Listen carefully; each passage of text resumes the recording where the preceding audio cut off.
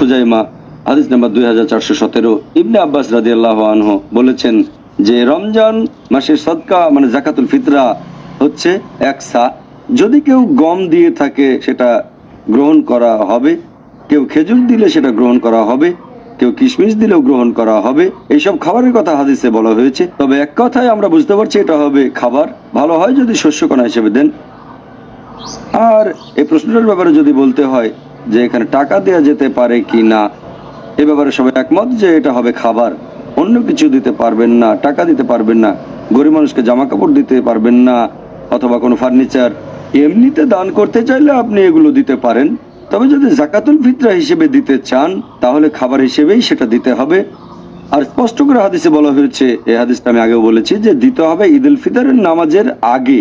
এর কারণ হচ্ছে যাতে গরিব মানুষেরা সেদিন খাবার খেতে পারে।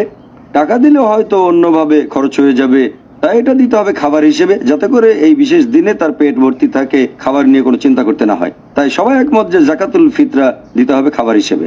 আপনি টাকা হিসেবে ফিতরা দিতে পারেন দায়িত্ববান কারো কাছে বা কোনো দাতব্য প্রতিষ্ঠানে, যারা বলে এই টাকা দিয়ে আমরা খাবার কিনবো আর গরিব আর অভাবগ্রস্তদের দেব। তবে যখন গরিব মানুষ পাবে তখন সে পাবে খাবার হিসেবে। আমি জানি কিছু লোক বলেন যাকাতুল ফিতরা হিসেবে গরিব মানুষকে টাকা দেওয়া যায়, তবে এরকম কথা কোনো হাদিসেই বলা হয়নি। একটা মতামত দিচ্ছেন কোনো হাদিসের ভিত্তি ছাড়া, কোনো সুন্নাহর ভিত্তি ছাড়া, এটার অনুমতি নেই।